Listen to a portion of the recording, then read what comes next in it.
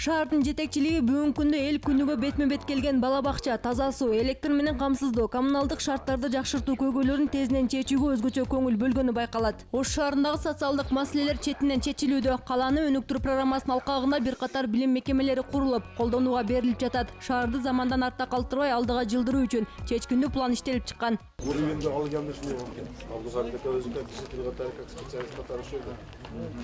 Безопасность боюнча иштеп атабыз. Элдерге туура түшүндүрүп тургула, эми кичине убактылуу нерсе. Зато канализация болуп калат. Ош шаарынын мэри Айтмат Кадырбаев 25-июнь күнү жаңы курулуп жаткан бир катар социалдык курулуштар менен таанышып чыкты. Алгач эле Сулайман Тоо аймактык кеңешинин Киргизия көчөсүнөн Саркынды суу түтүгүн тартуу курулушунан кабар алды. Урматтуу 3-чү аймактык кеңештин жашоочулары, аталар, апалар, мына өзүңүздөр билесиздер, шаарыбыздын мэри Айтмат Тентебаевич бүт аймактык кеңештерди жылына 2-3 сыйра өзү кыдырып, маселелерди жеринде таанышып атат. Былтыркы жылы мына силер менен да келип жолугушуу болгон өзүңүздөр жакшы билесиздер. Анан бул жерге да келип, ушул шаардын ортосунда канализация жок маселесин мына силер көтөргөнсүздөр. Айтмат Тентебаевич менен 2-3 жолу келип, көп ишенген эмес, ушу канализация башталат десек. Бүгүн мына Кудай берсе канализация иштери жүрүп атат. Андыктан мен сөздү биздин Ош шаарыбыздын мэри Кадырбаев Айтмат Тентебаевич берип койсун. Биринчиден туткан орозоңуздар кабыл болсун. Урматтуу мекендештер. Мына менин иштегениме 1,5 жыл болуп калды. Өзүңүздөр жакшы билесиздер. Канализация салабыз, көпөрө курабыз, айлампа жолдорду курабыз. Былтыркы жылы Ош шаарында газ жок болуп, свет маселелери болуп атканда, ошондо чындыкты айтсак, көбү туура эмес түшүнүп, мыскылдаган адамдар да болгон. Каяктагы жомокту айтып атасың, сууң жок болсо, суунун көлөмү аз болсо, газ жок болсо, кыштан кантип чыгасыңар, свет өчүрбөй деген дагы маселелер болгон. Бирок ошондо мен айткамын. Бул мурдагы Кыргызстан жок. Бүгүн Кыргызстан өнүгүү жолунда. Көп мына окшогон майда барак маселелерди өзүбүздүн күчүбүз менен эле чечип атабыз, жергиликтүү бюджеттин. Былтыркы жылы жергиликтүү республиканский бюджетке 240 миллион сом кошумча акча көп каражатын топтогонбуз. Мына ошолордун эсебинен быйылкы жылы ушундай иштер жүрүп атат. Эми бул канализация маселесине токтоло турган болсок, мен түшүнөмүн. Эгерде жериңер бир 20 соток, 30 соток болсо, анда маселе жок эле. 3-4 соток жерде жашайсыздар.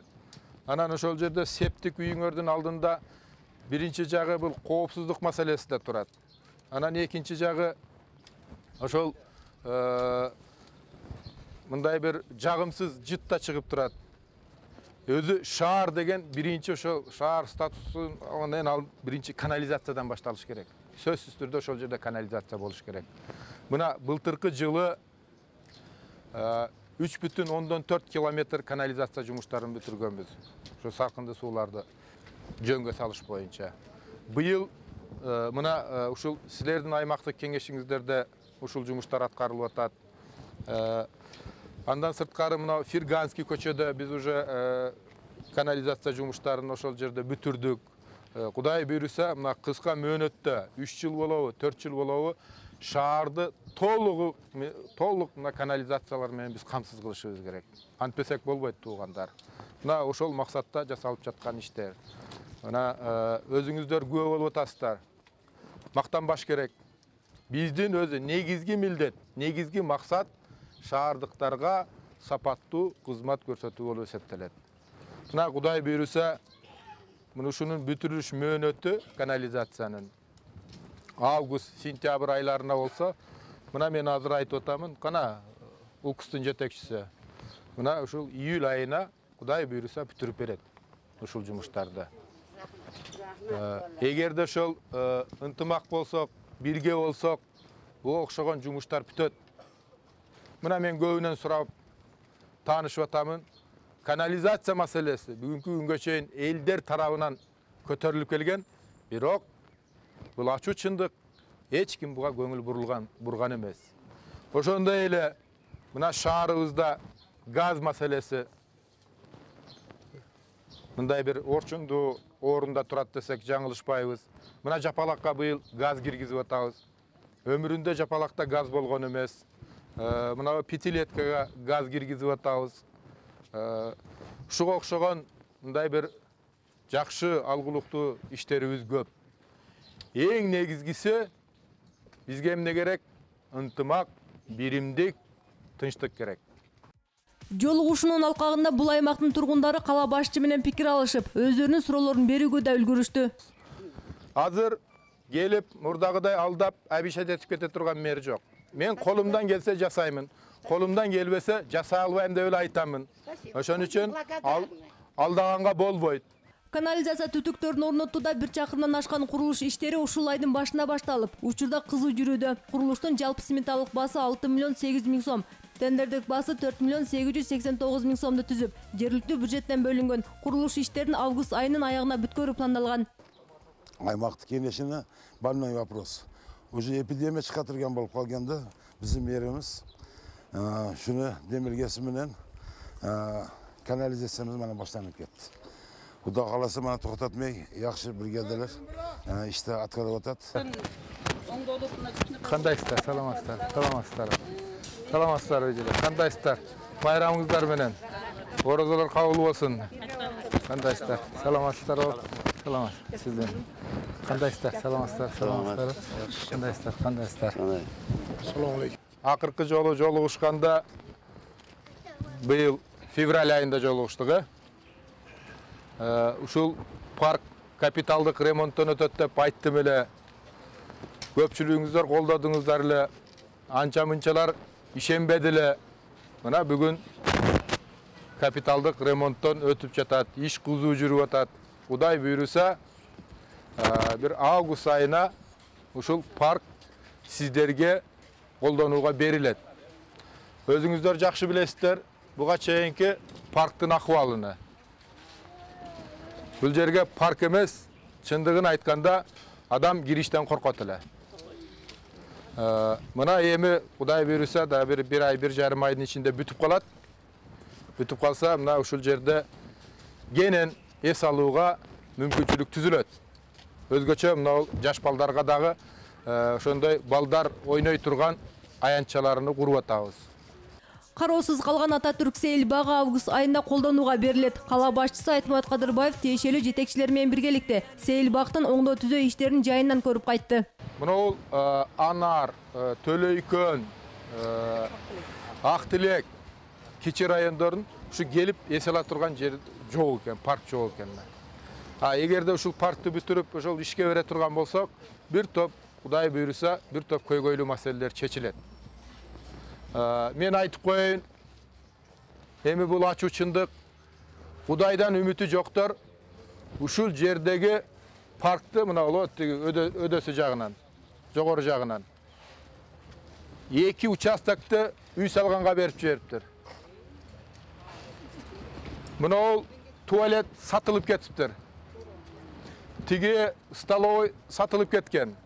Ошолордун бүт барыны сот аркылуу чечим чыгарып, кайрадан мэриянын балансына, УМСтин балансына кайтарып алдык. Парк элдики болуш керек. Бул жерде шаардыктар эс алыш керек. Бирөөнүн жеке менчигинде болбош керек. Мына мен көрүп атамын, бир топ мындай бир өңүңдү, үрөйүңдү учура турган иштер болгон экен. Мектепке деген, бала бакчага деген жерлер сатылып кетиптир. Эми бөлөк жөнүндө мен айтпай эле коеюн. Бүгүнкү күндө ошол мыйзамсыз түрдө сатылып кеткен жерлердин кайтарып алганга толугу менен аракеттерди жасап атабыз. Бүгүнкү күндө бир нече жеке менчикке өтүп кеткен жерлер кайрадан уже кайтарылып атат. Эми Кудай буйруса акырындап баары жакшы болот. Мен бир нерсени айтып коеюн. Биздин бүгүнкү күндө жетишкендиктерибиздин бири бул элдердин ынтымагы, биримдиги, туруктуулугу. Эгерде тынчылык болсо, биримдик болсо, ынтымак болсо, сөзсүз түрдө өнүгүү болот. Мына Кыргызстан бүгүнкү күндө өнүгүү жолунда. Анын ичинде Ош шаары өнүгүү жолунда. Былтыркы жылы 240 миллион сомго акча каражатыны көп топтодук. 240 миллионго. Мына ошонун эсебинен ушуга окшогон жумуштар жасалып атат. Кудай буйруса, бул парк эле эмес. Быйыл мына түнкү жарыктарды шаарда негизги көчөлөрдө толугу менен алмаштырабыз. Болгондо дагы бүгүнкү замандын, бүгүнкү сааттын талабына жооп бере турган светодиод электролампаларын коебуз. Биринчиден бул энергияны аз талап кылат, экинчиден иштөө мөөнөтү көп болот. Мына өзүңүздөр көрүп атасыздар. Тазалык боюнча айтып кетейин. Тазалык боюнча бүгүнкү күндө ошол бир ишкананын жалпы bir айлык бюджети 7,5 миллиондун тегерегинде болуп калды. Мен жаңы келгенде 2,5 миллион эле. Акаяка кеткен 5 миллион. 5 миллионду бирөөлөр урдап жеп жүргөн. Ачыгын эле айтып коеюн. Бүгүнкү күндө биз ошо ууруларга, туура эмес жүргөндөргө баарына бөгөт койдук. Мына ошонун эсебинен шаарыбыз Кыргызстанда эң таза шаарлардын бирине айланды. Урматтуу мекендештер, сиздер мына парк сиздердин үйүңүздөр, сиздердин эс ала турган жериңиздер. Ушул шаарга, биздин сүйүктүү шаарыбызга мамилени өзгөртүшүбүз керек. Бул менин үйүм, бул менин балдарымдын үйү, бул менин балдарымдын келечеги деп мамиле жасай турган болсоңуздар, сөзсүз түрдө биздин шаар кооз болот, татынакай болот, өзгөрүү болот, алдыга жылат. Көбүнесе бул сиздерге дагы байланыштуу. Ошондуктан ушу шаарга жасаган мамилени өзүбүзгө жасагандай жасайлы. Ошондо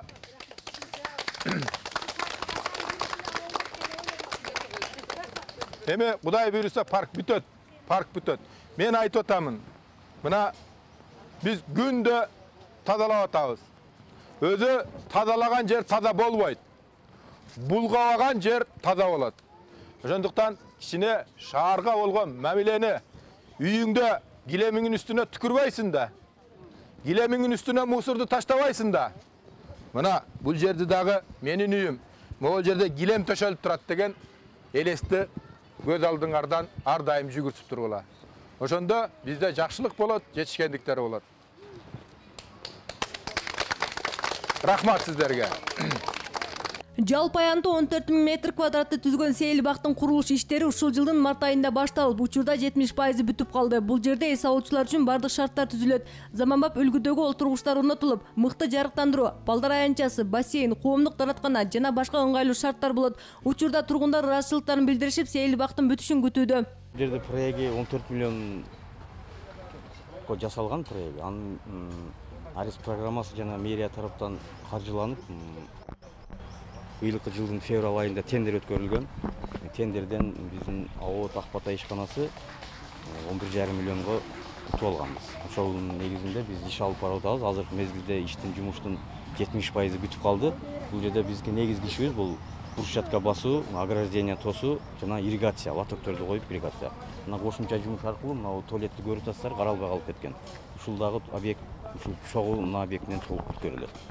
Ал эми парктын оңдолуп курулуп жатканына Достук аймактык кеңешинин тургундары кубанычта. Жайдын аптаптуу күндөрү эс алууга жай табылганына сүйүнүп, жергиликтүү бийликке ыраазы. Эмне дейбиз эми, ушул Черемушка паркы аябай жакшы болду. Эл үчүн дагы, балдар үчүн дагы аябай жакшы болду. Ошого аябай сүйүнүп бардыгыбыз мына кызыман бери бата берип атат. Рахмат деп. Кана кызым бата берип койгун. Омин деп койгун. Омин анакей. Ушул мына мэрибиздин инициатива өтө сонун болду. Мына жерди карачы, аябай жакшылап болуп көгөрүп, бактарыбызда жолдору сонун болуп калыптыр. Бул аябай башка өлкөлөргөдөй болуп, бизге дагы уже биз жетишип, чоңоюп, ушул чоң шаарлар кошулганга бизге шарт болуп атат да азырчы. Мэрдин ишине канаттанган калктын арасына өз ыраазычылыгын айткысы келгендер бул мүмкүнчүлүктөн пайдаланып, жазган ырларында окуганга жетишти. Ошо сага кичинекей 23 периодда ыр жаздым эле, өзүңө дагы окуп берип коеюн. Рахмат. Пейлиңе өңүң жарашкан, пейли кенен мартадан, пендеде сендей көп болуп, перзенти элдин жактаган, акылы тетик, тирек жан, атанын уулу бул адам. Алымбек татка атадай, ачылы болгон элиңдин. Жөнөкөй мүнөз сабырдуу, журтуңа болдуң жагымдуу. Жардамың тийип элиңе, жар болтун айла пейлиңе. Кадырың болтун салтанат, калайык журтка жар салат. Көкөлө өмүр ооматың, каттарлап элиң мактанат. Кам болгундайың элиңе, Кадырбаев Айтмамат.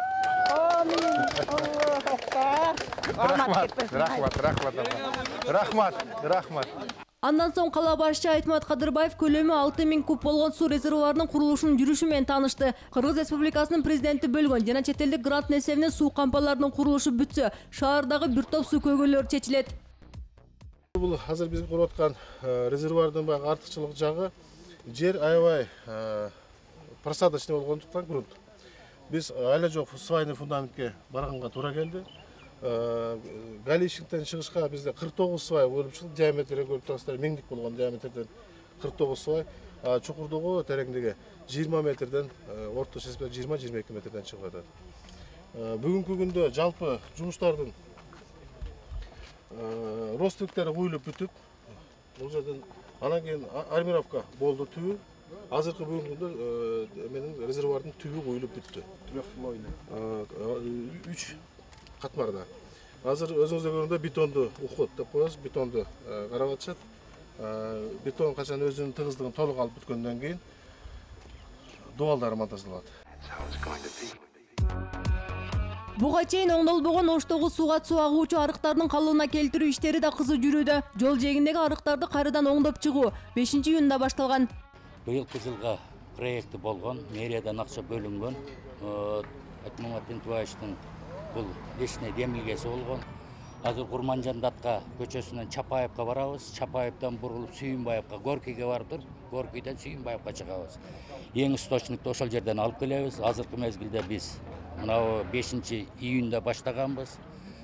Чапаев көчөсүнө чейин монтаж кылып лотокторду бүттүк. Бул сметный стоимосу 6 миллион 900 миң эле. Биз МЖК ишканасы 6 миллион 137 миңге утканбыз. Бул атырып 1 километр 544 метр. Кудай буйрса, мына суббота күнү РСКга чейин жетебиз. Андан кийин 5 переходубуз бар. 5 переходду капремонт кылып, проект боюнча труба коюлган, соответствующий диаметрде. Ушуларды коюп, кийин соңку мындай бир толуп кала турган болсо, тазалай турган люктөрдү коюп кетебиз. Проектте ушулар каралган.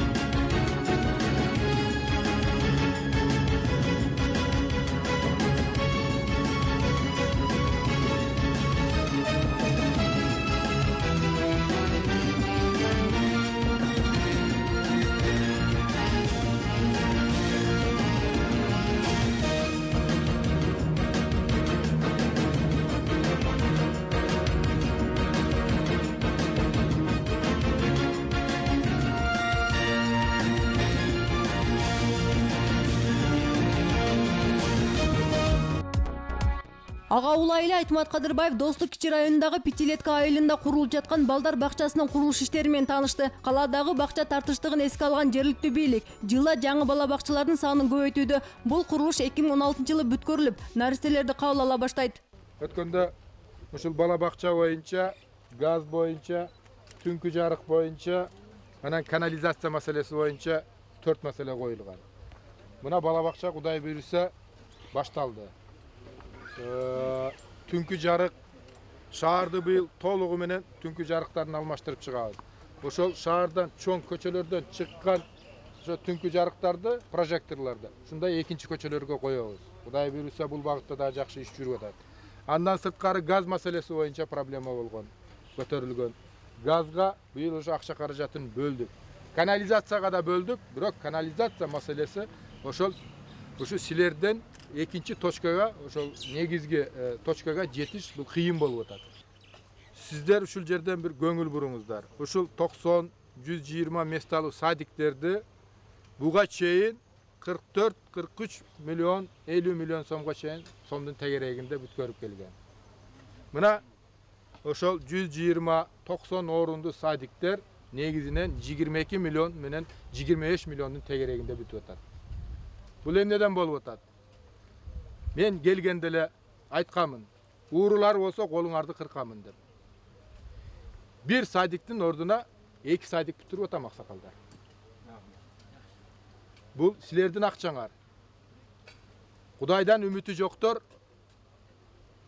2 садик бүтө турганга 1 садик бүтүрүп жүргөн. Значит демек силердин акыңарды урдап жеп жүргөн. Бул жерде кеп бирөөнү жамандаш эмес. Мына былтыркы жылы Жапалакка 120 орунду бала бакчаны бүтүрдүк. 4,5-5 айда бүтүрдү, уже жумушка кирди, иштеп атат. 120 орунду. Андан сырткары 90 орундуну Гүлбар Төлөйкөндө салып атабыз. Анын сметалык баасы 18 миллион сом. Тиги экөө биригип 39 миллион 900 миң сомго 2 бала бакча бүтүп атат. Эмнеге биз элдин ырыскысын кыйышыбыз керек? Эмнеге биз элдин акысын урдашыбыз керек? Мына маселе ушунда болуп атат. Мына былтыркы жылы налогту биз 240 миллион сомго көп топтодук. Мен асмандан алып келип, ал налогту толтурган жокмун. Ошол төлөбөй качып жүргөндөрдү айтып атамын. Барып налогту убагында төлөп койгула деп. Ошонун негизинде 240 миллион сом көп акча каражатын топтоп атабыз. Мына ошол акча каражаттын эсебинен ошого окшогон бала бакчаны, кошумча жолдорду, түнкү жарыктарды, газ маселесини, канализация маселелерин чечип атабыз. Максат ошол элдин ырыскысын урдабаш. Мен жаңы келгенде айтканмын. Ошол 3 принципти тутуп иштеп атамын. Биринчи мыйзамдуулук болуш керек, экинчи ачык айкындуулук болуш керек, үчүнчү ушул жасаган жумуш эл менен сөзсүз түрдө биргеликте жасалыш керек. Кудай буйруса, ушул бала бакча бүтүп кала турган болсо, ким баласынан бир нерсени аяйт? Сиздердин балдарыңыздар ушул жерде тарбия алат. Биздин кылган кызмат сапаттуу болуш керек. Сөзсүз түрдө түнкү жарык болуш керек, жол болуш керек, газ болуш керек, электр энергия үзгүлтүксүз болуш керек. Анан тынчтык болбогон жерде эч качан өнүгүү болбойт. Согушту көрдүк. Кимге пайда экенин, кимге зыян экенин, ким андан жабыр тартты. Көрдүк го. Ошондой эле Жапалак айылынын чоң муктаждыгын эске алуу менен кыска аралыкта курулуп бүткөн Актан бала бакчасынын үзүрүн көрүп жаткан жапалактыктар ыраазычылыктарын жашырышкан жок. Бисмиллахиррахманиррахим. Мен айтарым, мынашы Жапалак айылында мурун союз малында десат бар эле. Ол бузулуп жок болгон. Онун бери канча жылдан бери десат жок. Балдар кыйналып үйдө багып, неберелер, чеберелер ызылдап жүрүшөт эле. Эми былтыр Кудайга шүгүр мына жаңы мэр келип, Жапалакка жакшы мындай көркөмдүү эл көрсүн немелерди куруп берди. Баары Жапалактын балдары бири калбай ушу неме десат жашына жеткендер келип, ушул жерде тарбия алып атышат. Ушуну салып берген өкмөткө дагы рахмат. Ошо мэрлерге ham рахмат. Ушу дайым иштери ийгиликтүү болсун.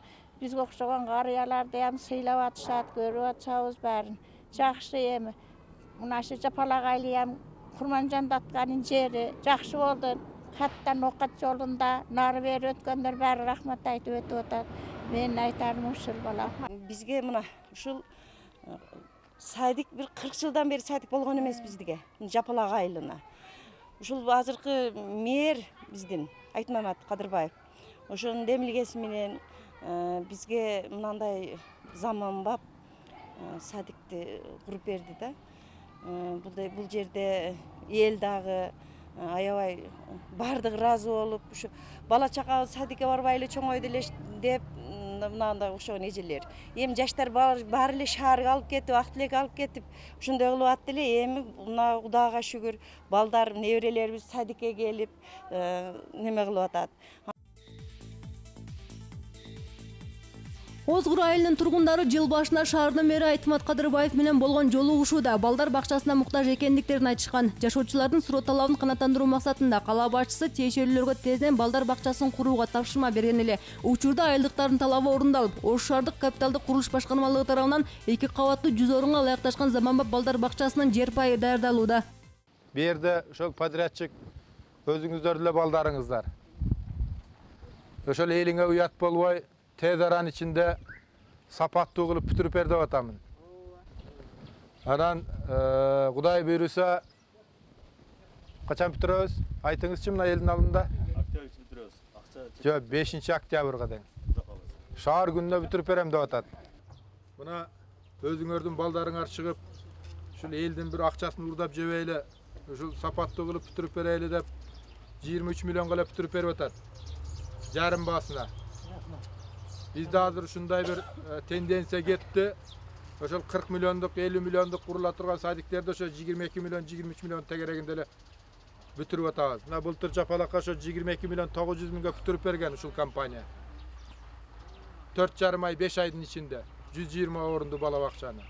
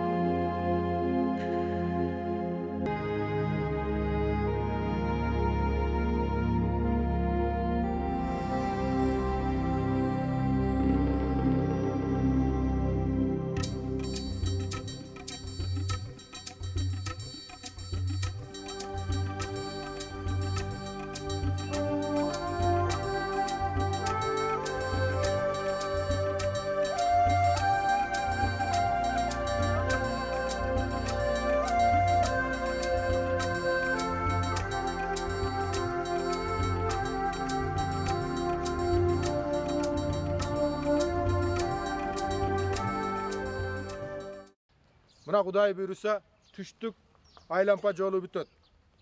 Baştalat. Oşol tak mına şul joldan ötöt. Şul жерден ötöt. Kuday buyursa. Kuday buyursa şul jerde koşumça restorandar bolat, kafe çayxanalar bolat, magazinler düşöt, vulkanizatsiyalar bolat. Anı oşol mına sizdin ayıldыкта koldanot. Oşonu sizdin beldiği jigitleringizler salat. Bul degen koşumça jumuşçu ordu bolat. Rahmat.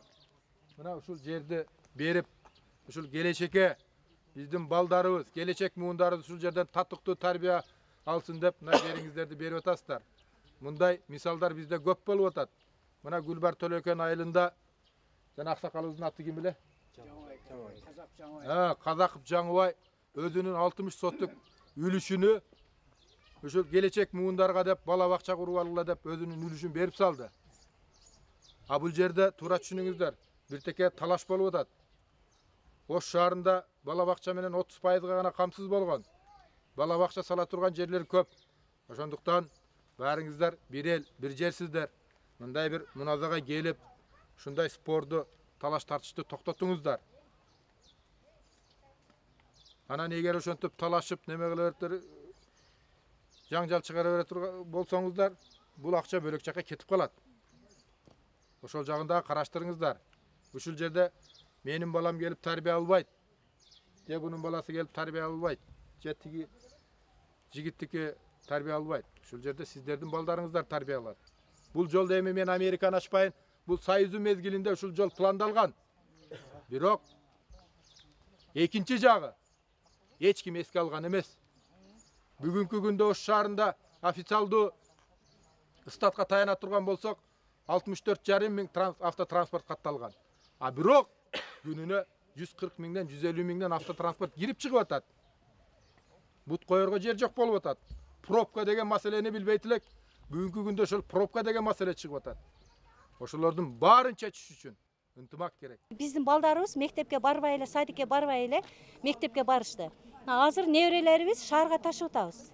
маршруттарда тыгылып, маршрут албай коюп, 9-дан кийин кабыл албай, кайра небелерди үйгө жетелеп келип, ушундай күндөрдү башыбыздан өткөрүп атабыз. Мына жаштар үйдө отурат. 2-ден 3-тен балдарын кармашып, ушу ишке чыга албай. Эгер бул садик бүтсө, мен ойлойм, азыр бул мэр айткандай ушундай иш дагы болот экен, балдарыбызга садик да болот экен. Ушу мэрибизге рахмат, элибиз үчүн иштеп аткан, ушу мен ушу колдойм. Былтыр мына Озгул мектебин куруп берди, рахмат бүтүрөп. Ondan keyin haligi sportmen oynayıcı yerlerini bitirip otat. Bulam yakındap kaldı. Buna yeme bizge buna nemeli jet sattı kurup berip otat. Rahmat bularga. Şu daim işleri aldığa getiresin. Kanday maksat kanday olsa şu işlerini bitiresin. O men nesip kalsak desin. Allahu ekber. Озгур айылына бала бакча курууда жер тилкеси боюнча талаш маселеси жаралган. Анткени бакча аянты жергиликтүү тургун Эрмек Карабаевдин тилкесине өтүп кеткен. Үлүшүн коргогон Эрмек мырза талашып тартышып, макулдук берүүдөн баш тарткан. Бирок ортодо талаштуу жер аянтына шаар мэри Айтмат Кадырбаев бул жолугушууда чекит койду. Тагыраак айтканда Эрмек Карабаев менен эл алдында сүйлөшүп, балдар үчүн жасалып жаткан иш аракеттерге салым кошуп, жер тилкесин өз ыктыяры менен бөлүп берүүгө үндөдү. Keng bana koldu verin hem. Orozonun uluk gününde turasız. Anday neme kılma. Buna aksakaldan. Anday kılmadım. Prosto men burun kayıl başı men yılından kağızlarımı gösterdim. Bunda kılın. Bölük neme olsa biz çeşi vereyle. Geng aksakaldanın bir patasını alın da. Kana. Oymayın. Koldu götürün.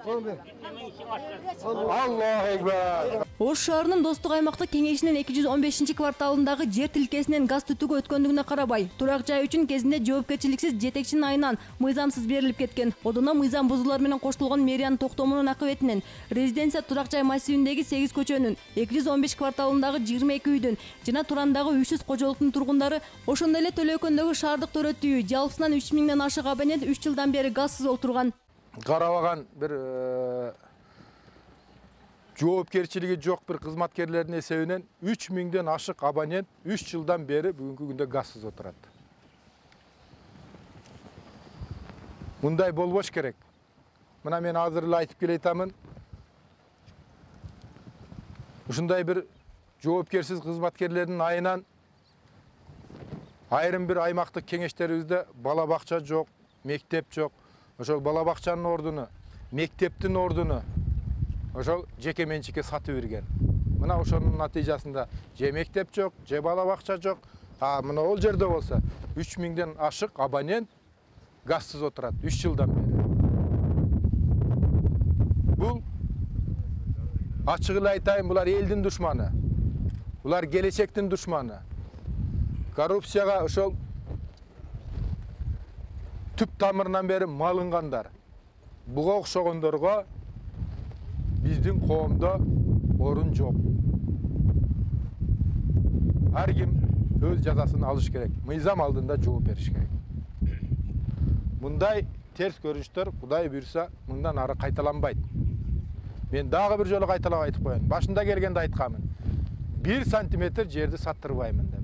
Бүгүнкү күнгө чейин 1 сантиметр да жер мыйзамсыз сатылган жок, сатылбайт. Өзүңүздөр көрүп атасыздар. Бир нечелеген арыздар түшүп атат. Мына ол жер кафе-ресторанга сатылып кетти. Сулайман 2009-жылдан бери ЮНЕСКОнун составына кирген.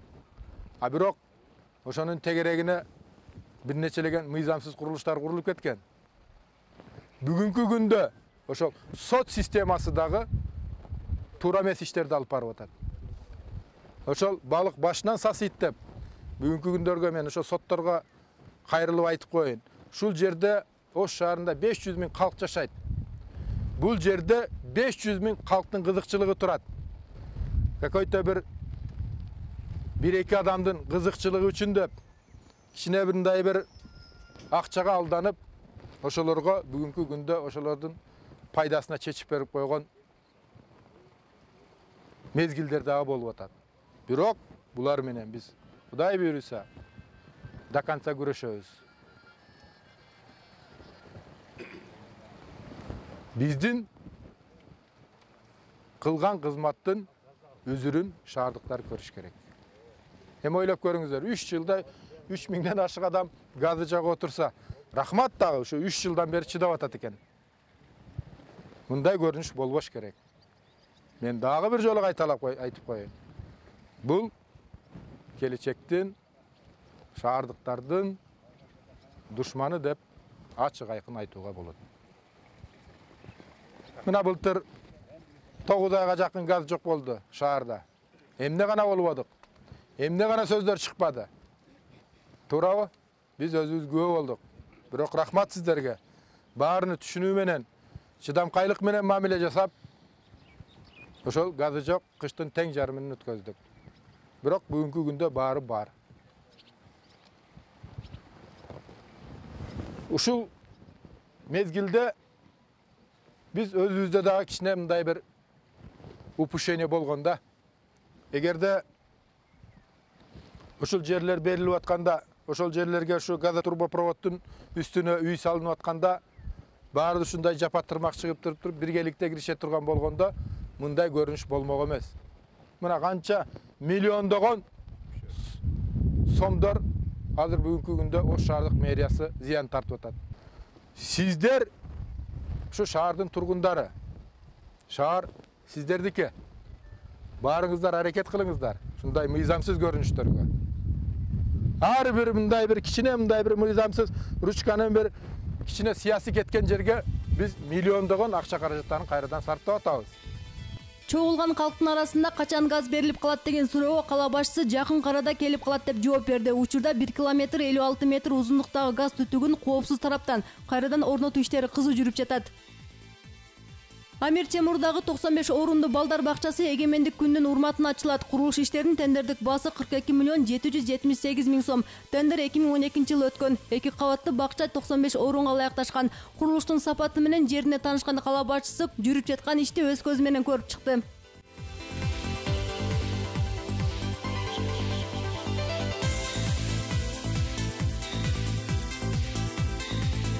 Каладагы туруктуулук жигердүү өнүгүүнүн өзөгү. Көп улуттуу Ош шаарында улуттар аралык ынтымак, достукту бекемдөө жаатындагы иштер байма-бай өтүп турат. Этностордун карым-катнашын илгерилетүүгө да жергиликтүү бийлик дайыма кам көрөт. Ош шаары көп улуттуу шаарлардын бири да. Тарых карыткан ошо Сулайман тоо ортосунан орун алган Ош шаарынын мындан жакында эле ошо 3000 жылдыгын белгилебедикпи? Бул деген сөз, бул канчалаган тарыхты, канчалаган окуяларды, канчалаган ушу турмушту башынан өткөргөн шаар катары республикабыздын белдүү бир борбордун экинчи борбор деп аталат да. Эми көп улуттуу калк катары Ош шаарында өзбек, кыргыз, тажик, немис, кореец, жалпысын алганда 60га жакын этностун өкүлдөрү жашайт. Ошол бүгүнкү күндөгү ошол этностордун мамилелерин чыңдоодо, алардын маданиятын, үрп-адатын сактап, тилин өнүктүрүп сактап калууда бир топ ошо биз мэрия менен бирге иш-чараларды алып барабыз да. Ар бир этностун өзүнүн улуттук майрамдарын, же болбосо мамлекеттик майрамдарды, андан калса жанакы ошол этностордун той тамашасын, жакшылык жамандыгын өткөрүүдө дагы биз дайым ушу мэрия менен биргеликте макулдашып өзүнчө иш-чараларды өткөрүп келебиз. Кийинки мезгилдерде, ошо акыркы мезгилдерде мэриянын ошол ассамблеяга болгон көз карашы бир топ жакшырып, жакшырганда кандай эми? Бул материалдык жактан деле, моралдык жактан деле ушу колдоо көрсөтүп, биздин ишибизге жардам берип атканы бул кубанарлык нерсе да. Акыркы мезгилдерде эле өткөн мына биздин ассамблеянын, Кыргызстан элдеринин ассамблеясынын Ош бөлүмүнүн 20 жылдыгын өткөрүүдө аябай өзүнчө бир жакшы сездик да ошол мэриянын жардамы. Андан калса бул жалпы элибиздин майрамы болгон Навруз майрамдарын, Ош шаарынын майрамын, болбосо ар бир этностун, мисалы үчүн татарлардын Сабантуй деген майрамын өткөрүп атабыз, орустардын Масленица деген майрамын өткөрөбүз, корейцтердин жанакы урожайность боюнча болгон урожай майрамын өткөрөбүз. Ушул кылып Кандай иш-чара өткөрбөсөк, биз мэрия менен биргеликте өткөрөбүз. Эгерде мэрия колдобосо, ал иш-чаралар өз деңгээлине жетпей калат эле да. Анан жалпысын алганда улут аралык биримдик бул коомубуздун эң бир керектүү bir маселелердин бири болсо керек да. Анан Ош шаардык мэриянын кийинки мезгилдерде жүргүзүп аткан иштерин эми көрбөгөн көр болот деген чында. Шаардын тазалыгы, шаардын көрктөндүрүү маселеси, гүл чамбарларын эми шаар мына Бишкектен келген коноктор мисалы үчүн Бишкекке караганда силердин шаарыңар ушунчалык таза деп келет да. Аябай сонун экен деп. Мына кече жакында эле келип кетишти. Кыргызстан элдеринин ассамблеясынын өкүлдөрү келди. Көрүп алып айтып атышпайбы? Бизде ушундай болсо гана деп. Ушунун баардыгы мэриянын кылган иши болсо керек менимче. Андан тышкары экономикалык жагынан башка социалдык маселелерин аны эл баардыгы көрүп турат. Бирок максаттуу түрдө Ош шаарынын элинин ынтымакчылыгы үчүн, биримдиги үчүн, ушул бири-бирине болгон сый урмат үчүн болуп аткан иштер бул колго аларлык иштер. Шаардагы жүрүп жаткан мындай ыргалдуу иштерге четтен байкоо салып турган аксакалдар да ыраазы. Шаардын болобу, райондун болобу, облустун болобу жетекчилиги өзгөргөндө бардык нерсе өзгөрөт деп айтуу кыйын. Жетекчинин өзгөрүшү менен эле мурда кылып жаткан иштер, иш стили таптакыр өзгөрүп кетет деп айтуу кыйын. Мен айтар элем, бул сапар Ош шаарына, Ош шаарынын калкына жетекчиден оңунан берди окшойт. Шаарда олуттуу өзгөрүүлөр болуп атат. Өзгөчө мына эл аралык байланыштар жагында Кытайдын аймактык жетекчилери менен, Россиянын аймактык жетекчилери менен жолугушуп, эздешип, ушул экономика жагында алдыга жылуулар, бирге кызматташып, анткени бир эле Кыргызстанга керек эмес. Оштон тышкаркы аймактарга дагы бул эл аралык кызматташтык айрыкча экономика жагында керек. Мына карасаңар курулуштар эч бир жерде токтоп калган жок. Жүрүп атат. Эгерде шаласы болгон болсо бүтүрүлүп атат. Мына көп кабаттуу үйлөрдүн курулушу. Өзгөчө көп сүйлөп атабыз мына эстакадалык көпүрө жөнүндө. Эми ошол үмүтүбүз чоң. Эстакадалык мост көпүрө августтун аягына бүтүп калат деп атабыз. Даже көз каранды эместик күнүнө, демек 31 августка бүтүп калат деген пландар бар экен. Ылайым эле пландар ишке ашсын. Андан тышкары шаарды көрктөндүрүү маселеси. Кескин өзгөрдү деп айтсам болот. Мына шаардагы гүл бакчалар, сейил бактары, жашылдандыруу мисалы мага жагат. Бул жерде шаардын мэриясы дагы бир жакшы нерсенин ишке ашырып атат. Ошол бактар, эс алуу зоналары менчикке өтүп кеткен экен да. Муну силердин бергениңер боюнча айтып атам мен. Өтүп кеткен экен. Эми ошолорду кайтарып, муниципалдык менчикке өткөрүп атат. Айтмамат Кадырбаев элге жакын жигит экен. Эл менен иштеген кем болбойт. Бардык нерсени кеңешип кеткен бармагы оорубайт дегендей, акыл менен иш кылып, şahırdağı yaşı çoğ emes. Köp tecrübesi var. Elge hizmet kılığı jagынан oşolar menен akıldaşıp işleş gerek. Azırkı vaqtdağı şu bizden şahardın başçısı Kudayga şükür bu kişiden emi jaratkan Allah özü razı olsun übülesine şu kişinin aylana atrafında hizmet kılıp atkanlar. Bugün günde elge, geleceke özünün milliyetini jasap atat da. Özünün milliyetini jasap atat. Kudayım Taala oşu nerseden bulardı taydırıp basın.